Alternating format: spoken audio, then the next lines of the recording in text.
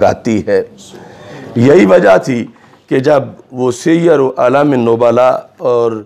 اس کے اندر الکامل میں وہ الفاظ ہیں کہ امام حسین رضی اللہ تعالی عنہ نے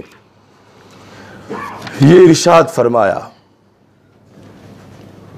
یہ الکامل کے 402 صفحے پر ہے،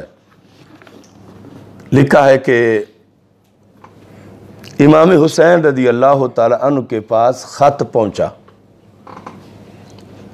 عبداللہ بن جعفر رضی اللہ تعالیٰ عنہ کا، حضرت جعفر طیار کے بیٹے حضرت عبداللہ بن جعفر طیار رضی اللہ تعالیٰ عنہ نے خط دے کر اپنے 2 بیٹوں کو بھیجا، حضرت عون اور حضرت محمد، عون و محمد، اور اس کے اندر یہ تھا کہ آپ اپنی پالیسی پہ نظر ثانی کریں اور واپس آ جائیں، یعنی کربلا جانے سے پہلے رستے میں۔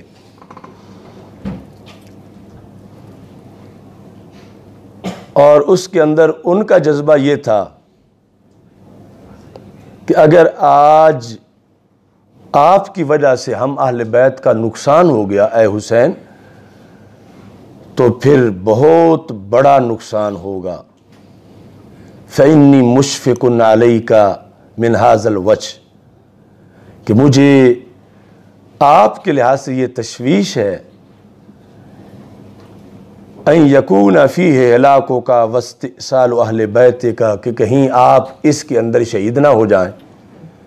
اور آپ کے اہل بیت کو جڑ سے نہ کاٹ دیا جائے، یعنی ہر بچہ شہید نہ کر دیا جائے،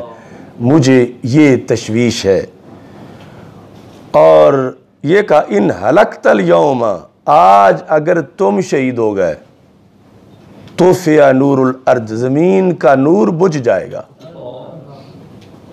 زمین کا نور بجھ جائے گا۔ فإنک عالم المہتدین ورجاء المؤمنین، تم ہدایت یافتہ لوگوں کا جھنڈا ہو اور تم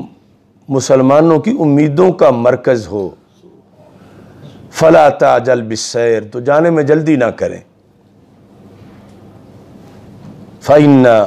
فی اثر کتابی والسلام، خط کے بعد میں خود بھی آ رہا ہوں، تو پہلے خط بھیج رہا ہوں، تو آپ جہاں خط پہنچتا ہے وہاں ہی ٹھہریں، میں بھی آ رہا ہوں۔ اور پھر خود پہنچے حضرت عبداللہ بن جعفر رضی اللہ تعالیٰ عنہ، عبداللہ بن عباس، عبداللہ بن عمر، عبداللہ بن جعفر رضی اللہ تعالیٰ عنہ، یہ سارے یعنی عظیم نفوس قدسیہ ہیں، علمی روحانی ملت اسلام کی یہ شخصیات جو ہیں۔ تو جس وقت حضرت عبداللہ بن جعفر جا ملے پیچھے سے واپس بلانے کے لیے امام حسین رضی اللہ تعالیٰ عنہ کو، تو اب انہیں کیا جواب دیا امام حسین رضی اللہ تعالیٰ عنہ نے، اور واپس نہ لوٹے اور وہ بھی مزید دباؤ نہ ڈال سکے کہ تم واپس چلو۔ یہاں الکامل کے اندر لکھا ہے وَكَانَ مِمَّا اعْتَذَرَ بِهِ إِلَيْهِمَا أَنْ قَالَ إِنِّي رَأَيْتُ رُؤْيَا، کہ امام حسین رضی اللہ تعالیٰ عنہ نے فرمایا کہ میں نے ایک خواب دیکھا ہے، رأیت فیہا رسول اللہ صلی اللہ علیہ وسلم، اس خواب میں میں نے اللہ کے رسول علیہ السلام کی زیارت کی ہے، وَأُمِرْتُ فِيهَا بِأَمْرٍ، اس خواب میں مجھے ایک ذمہ داری سپرد کی گئی ہے، اُمِرْتُ فِيهَا بِأَمْرٍ أَنَا مَاضٍ لَهُ، میں کربلا وہ ذمہ داری نبھانے جا رہا ہوں۔ تو یعنی محض خواب دلیل نہیں، پہلے حدیث دلیل جو میں نے پیش کی، اور پھر ظاہر ہے کہ اتنے عظیم لوگوں کا خواب، اور پھر وہ جو قرآن و سنت کے مطابق ہے ان کے اپنے مشن کے لیے تو حجت ہے ان کے لیے۔ تو آپ نے فرمایا کہ میں اس خواب کے لحاظ سے جا رہا ہوں۔ تو آپ سے پوچھا گیا کہ آپ خواب بتائیں، ما تلک الرؤیا، آپ نے فرمایا ما حدثت بہا احدن، میں نے کسی کو وہ بیان نہیں کی، وما انا محدث بہا احدن حتی القى ربی، اور اس وقت تک میں بیان بھی نہیں کروں گا جہاں تک کہ میری ملاقات میرے رب سے ہو جائے۔ تو یہ یعنی واضح وہ امور ہیں کہ جن کے لحاظ سے حضرت امام حسین رضی اللہ تعالی عنہ کے مشن کی وضاحت ہوتی ہے کہ وہ کسی کے خطوں کے دھوکے میں ہی نہیں تھے۔ ہاں یہ جرم تھا خط لکھنے والوں کا کہ خط لکھ کے انہوں نے بدعہدی کی، لیکن تحریک امام حسین رضی اللہ تعالی عنہ کے اندر روح، اس کا مقصد یہ خط نہیں تھے، اصل وہ ڈیوٹی تھی کہ جو رسول اکرم صلی اللہ علیہ وسلم کی طرف سے لگائی گئی تھی۔ اس کے اندر حضرت امام حسین رضی اللہ تعالی عنہ کے وہ الفاظ بھی بڑے قابل غور ہیں الکامل میں، جو آپ نے کربلا کے بالکل قرب میں بولے، جب آپ سواری پہ بیٹھے تھے اور اونگ آئی اور سر جب اٹھایا تو انا للہ و انا الیہ راجعون پڑھا، اور ساتھ ہی الحمدللہ رب العالمین پڑھا۔ تو حضرت علی بن حسین رضی اللہ تعالیٰ عنہ نے پوچھا یا ابت جعلت فداک مما حملت واسترجعت، میں آپ پہ قربان، یہ کیوں آپ نے یہ دو آیات پڑھی؟ یعنی عمومی طور پر یہ ہے کہ انا للہ و انا الیہ راجعون نقصان کے وقت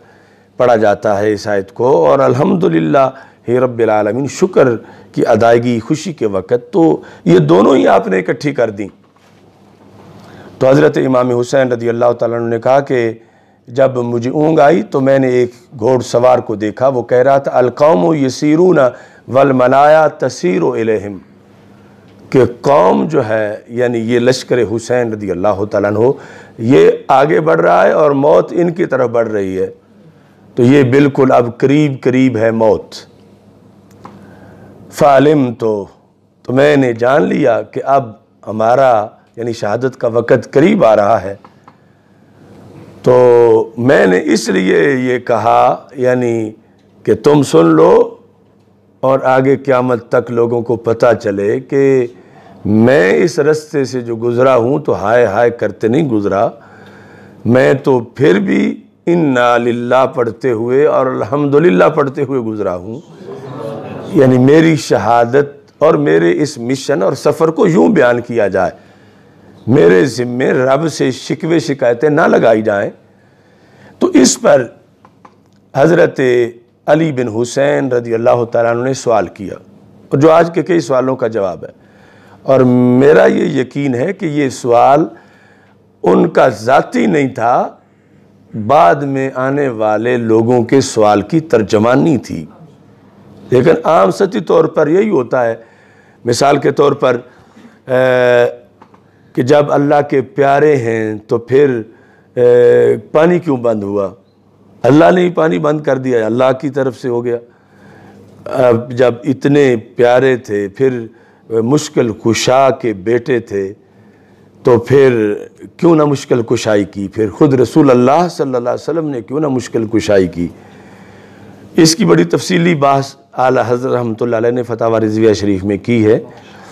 یہاں حضرت علی بن حسین رضی اللہ تعالیٰ عنہ نے سوال کیا اس مسئلے پر، السنا علی الحق یا اباتی، میرے ابا جی یہ آپ جو خبر سنا رہے ہیں کہ ہمارے لیے موت آ رہی ہے، موت آئے ہمارے دشمنوں کو، ہمیں کیوں موت آئے؟ کیا ہم حق پر نہیں ہیں؟ ہم جب حق پر ہیں اور حق والوں کے ساتھ اللہ ہے اور اللہ کے کنٹرول میں سب کچھ ہے، تو ہمارا اللہ جس کے لیے ہم نکلے ہیں وہ ہمارا اللہ ہمارے دشمنوں کو مارے، موت ہماری طرف کیوں آ رہی ہے؟ یہ انہوں نے سوال کیا، جس پر میں کہہ رہا ہوں کہ اصل میں سوال آنے والے لوگوں کا جو ہونا تھا ان کی طرف سے، تو وہ حضرت علی بن حسین اس کی ترجمانی کر رہے تھے۔ تو جب حضرت امام حسین رضی اللہ تعالیٰ عنہ نے یہ سوال سنا تو آپ نے فرمایا بلا والذی یرجع الیہ العباد میرے بیٹے حق پر ہیں، اسی لیے تو ہماری یہ آزمائش ہے۔ بلا کیوں نہیں، وہ کہتے السنا علی الحق، کیا ہم حق پر نہیں ہیں؟ آپ نے فرمایا بلا کیوں نہیں، ہم ہی تو حق پر ہیں۔ والذی یرجع الیہ العباد، مجھے اس اللہ کی قسم کہ جس کی طرف لوگوں نے لوٹ کے جانا ہے، ہم ہی تو حق پر ہیں۔ تو آپ نے یہ بتایا، یعنی جس کا ترجمہ یوں سمجھ لو کہ مکتب عشق کا دستور نرالا دیکھا، اس کو چھٹی نہ ملی جس نے سبق یاد کیا۔ یعنی کربلا ہوتی ہی حق والوں کے لیے ہے، ہم حق والے ہیں، اس لیے ہمارے طرف موت آ رہی ہے حق پر ہونے کی وجہ سے۔ تو اب فوراً حضرت علی بن حسین رضی اللہ تعالی عنہ نے اس جواب پر تبصرہ کیا، اتنا خوبصورت، فرمایا اذا لا نبالی ان نموت محقین، ابا جی پھر کوئی پرواہ نہیں کہ ہمیں موت آئے، اس کی کوئی پرواہ نہیں۔ کیوں؟ ہم جب حق پر ہیں اور حق کی وجہ سے موت آ رہی ہے تو لا نبالی، ہمیں کوئی پرواہ نہیں۔ یعنی اصل اندر چیز یہی تھی۔ حضرت جو علی بن حسین رضی اللہ تعالیٰ عنہ نے پوچھ کر پھر اس پر تبصرہ کیا کہ بعد والوں کو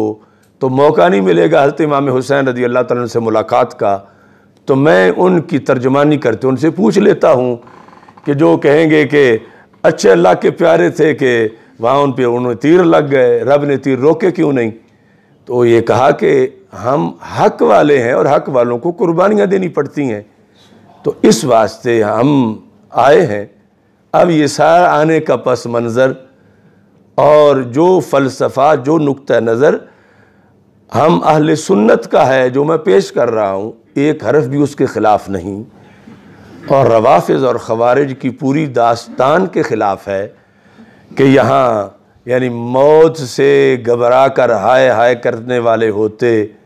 تو پھر اپنے بیٹے کو یہ جواب نہ دیتے، اور پھر بیٹا موت کو سن کے لا نبالی نہ کہتا، لا نبالی، ہمیں کوئی پرواہ نہیں، کس کی؟ موت کی۔ تو جن کے چھوٹوں کو پرواہ نہ ہو بڑوں کو کیسے ہوگی؟ لا نبالی نا لبالی ان نموت محقین، کہ ہماری تو بڑی شان ہے، ہم حق کے ہمراہ شہادت پائیں گے، یعنی حق پر قائم رہ کے۔ تو اس پر حضرت امام حسین رضی اللہ تعالیٰ عنہ نے پھر خوش ہو کہ اپنے عظیم فرزند کو عجیب دعا دی، فرمایا جزاک اللہ من ولد خیر ما جزا اللہ ولدن عن والدہ، کہ جو بھی کسی باپ کی طرف سے رب نے کسی بیٹے کو اچھی جزا دی ہے، اللہ میرے بیٹے رب تجھے وہ جزا عطا فرما۔ اور ما جزا ولدن عن والدہ، جزاک اللہ من ولدن خیرہ، خیرہ ما پڑھیں گے مضاف، تو پھر یعنی اس سے بھی اچھی جو کسی بھی والد کی طرف سے اس کے ولد کو جزا دی گئی، اس سے بھی اچھی جزا رب ذوالجلال تمہیں عطا فرمائے۔ تو اس بنیاد پر حضرت امام حسین رضی اللہ تعالی عنہ کا یہ خروج نکلنا، اس کے لحاظ سے یہ مختصر سی وضاحت ہم نے پیش کی ہے، اور اس کے اگلے مراحل انشاءاللہ پھر دوسرے موضوع کے اندر اس کے بعد والا جو ہے جو یزید کتنا مجرم ہے اور یزید کو کیا کہنا چاہیے بولتے ہوئے لعن یزید کے لحاظ سے، وہ اگلے موضوع کے اندر انشاءاللہ اس کو بیان کریں گے۔ اس میں ہمارے اکابر اسلاف کا جو ہمارے پاس ذخیرہ ہے، اس کے اندر بالکل انہوں نے کوئی گوشہ چھپا نہیں رہنے دیا، بلکہ اس پر سیر حاصل باز کی ہے۔ اللہ تعالی ہم سب کو حضرت سیدنا امام حسین رضی اللہ تعالی عنہ کے مشن کا سپاہی بنائے، اور ان کے راہ عظیمت کو سمجھتے ہوئے ہمیں بھی راہ عظیمت اللہ اختیار کرنے کی توفیق عطا فرمائے۔ وآخر دعوایا ان الحمد للہ رب العالمین۔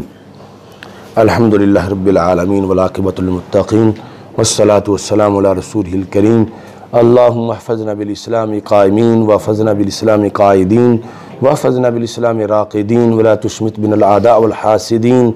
استغفر اللہ لا الہ الا اللہ وحدہ لا شریک لہ، لہ الملک ولہ الحمد وہو علی کل شیء قدیر۔ وصلی اللہ تعالی علی حبیبی خیر خلقی سیدنا مولانا محمد۔